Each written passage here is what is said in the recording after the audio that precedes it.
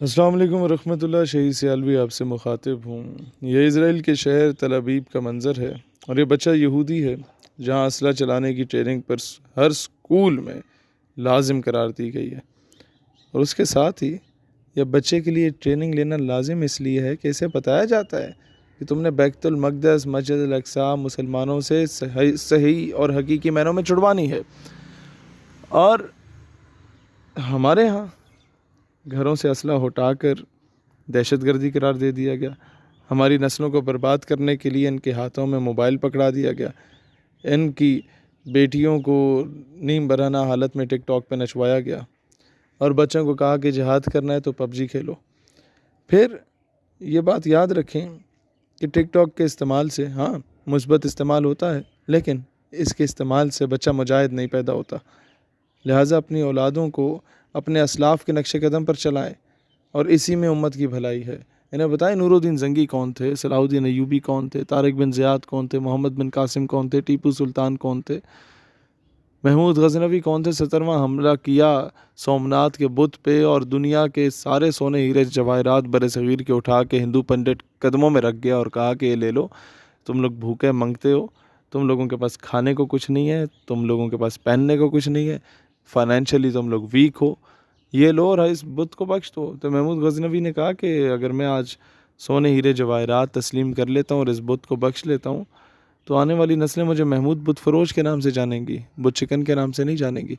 और मैं चाहता हूँ कि आने वाली नस्लें मुझे महमूद बुत चिकन के नाम से जानें। अफसोस हमारे बच्चों को सिखाया जा रहा है कि इस्लाम अमन का दर्स देता है, इस्लाम अमन का पैगाम अमन के हालात में देता है। भाईजान, अमन हो तो इस्लाम अमन का दर्स देता है, लेकिन ये बताना चाहिए कि जब मामला मस्जिद अल अक़सा, बैतुल मक़दस की इज़्ज़त का हो, कश्मीरी बहन के सर के दुपट्टे की इज़्ज़त का हो, मासूम मज़लूम मुसलमानों की इज़्ज़तों का हो, तो इस्लाम तब गैरत का दर्स देता है। Islam is the most peaceful religion, लेकिन इस्लाम उसके साथ साथ ये नहीं कहता कि नामूस रिसालत और ख़त्म नबूवत का मामला हो तो तुम लोग जो है वो चूड़ियाँ पहन के बैठ जाओ। लिहाजा दोस्तान ज़ी वक़ार, कोशिश करो तो हमारे बच्चे गैरतमंद पैदा हों। ये नस्ल हम लोग गवा चुके हैं। मैं लायक से लायक क्लासरूम में गया, बच्चों से पूछा आप में से कितनों का पता है कि फ़लस्तीन हमारा क़िबला अव्वल है। अफसोस के साथ मुझे कहना पड़ता है कि उन 50 लायक बच्चों में से 3 या 4 के हाथ खड़े होते हैं, बाकी सारे एक दूसरे की शक्लें देख रहे होते हैं और हंस रहे होते हैं कि पता नहीं यह बंदा क्या सवाल कर रहा है, अजीब सा सवाल कर रहा है, क़िबला अव्वल का तो हमने कभी नाम ही नहीं सुना। तो जब इस चीज़ की इम्पोर्टेंस का पता ही नहीं होगा हमारे बच्चों को, तो वो कल को महकमों में, इदारों में जब पहुँचेंगे वो क्यों इसके लिए आंसू बहाएंगे। अल्लाह ताला दीन इस्लाम और वतन अज़ीज़ पाकिस्तान का हामी और नासिर हो। पाकिस्तान हमेशा जिंदाबाद।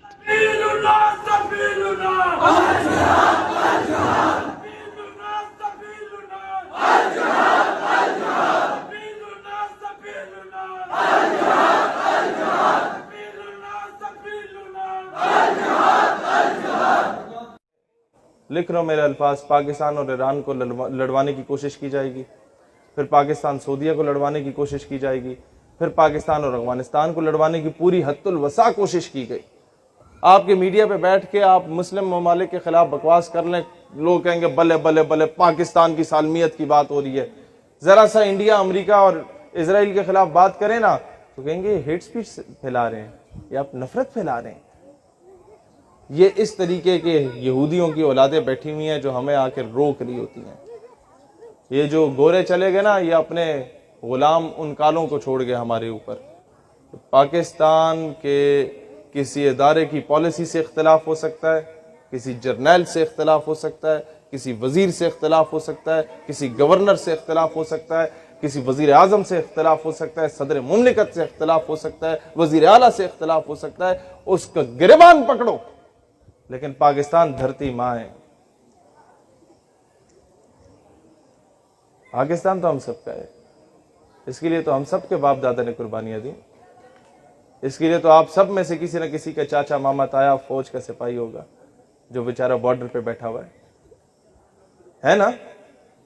आप सबके खानदान में कोई ना कोई इस तरह का फौजी होगा, कोई पुलिस वाला होगा जो बेचारा वो कराची के ये इतनी सख्त गर्मी में लोग बेहोश हो रहे होते हैं और वो चौक चौराहे पे खड़े होके लोगों को राह दिखा रहा होगा, लोग उसे आके बातें सुनाते होंगे, वो खामोशी से सुन लेता होगा कि चलो यार मैं कौम की खिदमत कर रहा हूँ। हम उसे ताने देते हैं कि तुम 20,000 के पीछे ये कर रहे हो। बंदा पूछे कि उल्लू के पठो 20,000 के पीछे कौन सियाचिन पे जाता है। लिहाजा जो जवान हैं उन्हें सीनों से लगाओ। किसी जर्नैल की पॉलिसी से इख्तिलाफ है, नाम लेके बोलो, पूरे इदारे को रगड़ाना लगाओ, क्योंकि उससे यही होता है कि जो वो बेचारा शहादतें दे के आ रहा होता है उसके जख्मों पे नमक छिड़कता है। जर्नैल को कोई फर्क नहीं पड़ता, कोई फर्क नहीं पड़ता। उसने वही रिटायरमेंट के बाहर दफा हो जाना है मुशर्रफ की सूरत में, वहां जाके आराम से जिंदगी गुजारेगा। उसने जो किया, मैं उन चीज़ों में नहीं जाऊंगा, फिर ये फरिश्ते नाराज़ होते हैं, लेकिन मैं सिर्फ इतना बात कहना चाहूँगा कि पाकिस्तान से अगर मुझे मोहब्बत है तो इस वजह से नहीं है कि ये खिता ज़मीन है जहाँ मैं पला बड़ा, जहाँ मैं पैदा हो गया, नहीं। मुझे इससे मोहब्बत है तो इस वजह से है कि ये वो वाहिद रियासत है, रियासत मदीना के बाद जो इस्लाम के नाम पे हासिल की गई। लिहाजा हम इख्तिलाफ हुकूमत से होगा, हुकूमत का गिरेबान पकड़ेंगे और उसको उठा के बाहर फेंकेंगे और अपने बच्चों की तरबियत करके उनको सियासत में लाएं, अपने बच्चों की तरबियत करके उन्हें ब्यूरोक्रेट बनाएं, अपने बच्चों की तरबियत करके उन्हें आर्मी ऑफिसर बनाएं, उन्हें इंजीनियर डॉक्टर बनाएं, उन्हें अच्छा आलिम बनाएं, उन्हें मेन स्ट्रीम में लाएं। आप मुझे बताएं, बिल फर्ज खुदा ना खास्ता 2-3 हिस्से हो गया मुल्क, तो अंग्रेजों के कुत्ते नहलाने वाले तो हर सूबे पे काबिज बैठे हुए, फिर क्या करेंगे? जिलों को अलग करेंगे। मेरी बात समझ आ रही है आप लोगों को? ये नवाब वडेरे तो वही बैठे हुए हैं। उन्होंने तो आपको बलूचिस्तान में भी महरूम रखा, उन्होंने आपको पंजाब में भी महरूम रखा। पंजाब आपको क्या लाहौर नजर आता है? सिर्फ साउथ पंजाब चले किसी दिन मेरे साथ, आप बलूचिस्तान के जुल्म भूल जाएंगे। वहां के जो जाबिर और जालिम नवाब वडेरे अपने अवाम के साथ वो सलूक करते हैं।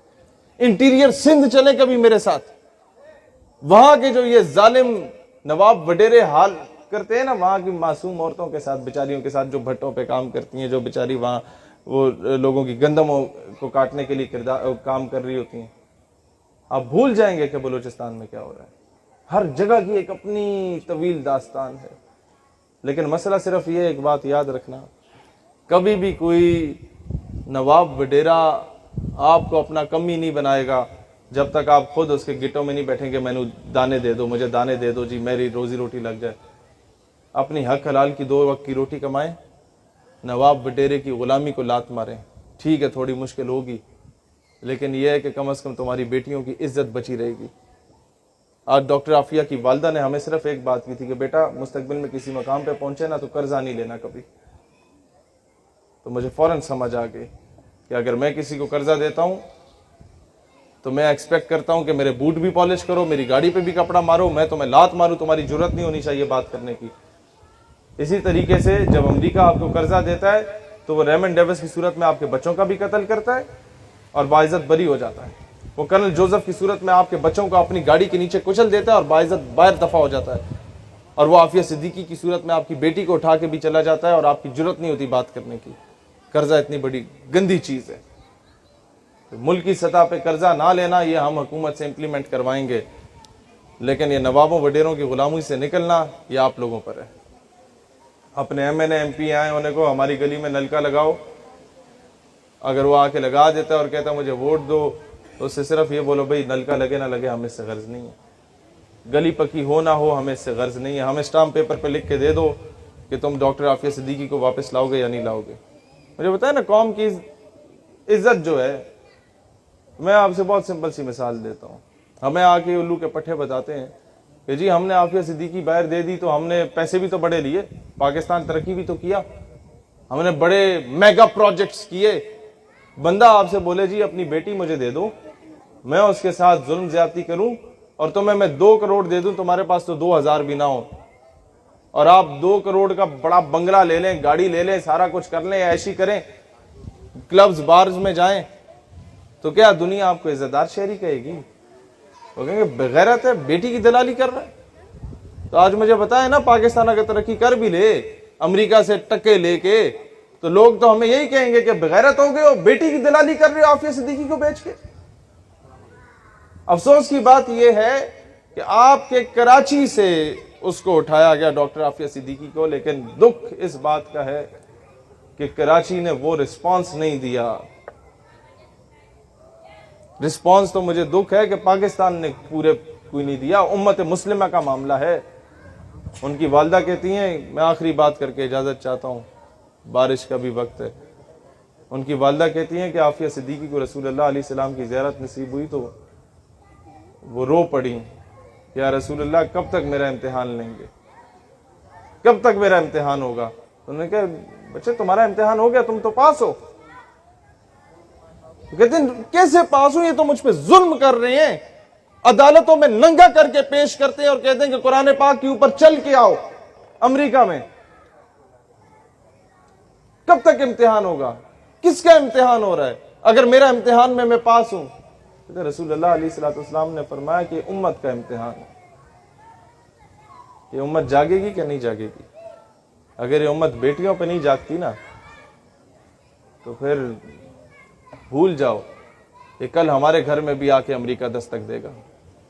ये जरा से पड़ोस में 4-5 किलोमीटर के फासले पे डॉक्टर आफिया सिद्दीकी का घर है, वहां तक दस्तक दे सकता है ना।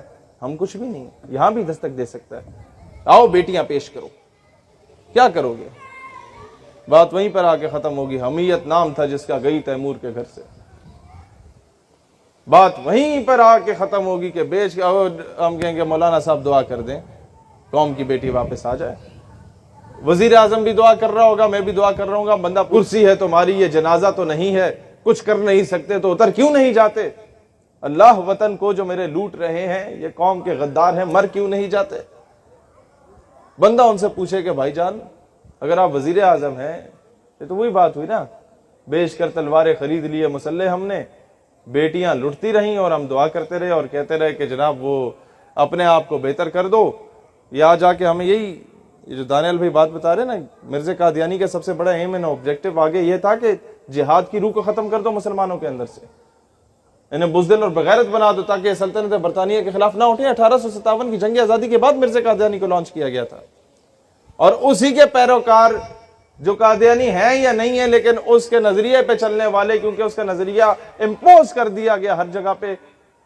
लोग आ जाके, हम अगर आफिया सिद्दीकी साहिबा की बात करें ना कि उन्हें रिहाई दिलवाओ, लोग कहते हैं तुम्हारी दाढ़ी पूरी नहीं है, तुम जो हो बाशरा नहीं हो, तुम पहले खुद को बेहतर करो, अपना इखलाक बेहतर करो, फिर आफिया सिद्दीकी की बात करो। मैंने कहा भाईजान, आपकी बहन अगर कोई उठा के ले जाए तो पहले क्या 40 दिन तबलीगी दौरे पे जाएंगे, फिर जाके बहन को वापस लाएंगे? समझ रहे हैं इस बात को? लिहाजा हर बंदा, आप अगर आलिम हैं आप अपना रोल प्ले करें, आप अगर स्पोर्ट्समैन हैं आप अपना रोल प्ले करें, आप अगर लिखारी हैं अपना किरदार अदा करें, आप अगर किसी महकमे में आप अपना किरदार अदा करें, आउट ऑफ द वे जाके आपने अपना रोल प्ले करना हो, अपने मुल्क के लिए करें। जहां नजर आ रहा हो कि कोई गद्दारी हो रही है तो खड़े हो जाए, नौकरियां ना बचाएं, कह देंगे जनाब हमारी बेल्ट ये हाजिर है, मुल्क की इज्जत को नहीं बेचेंगे, कह दें जी ये हमारे रैंक्स हाजिर हैं, बस मजीद कौम की बेटियां नहीं बेची।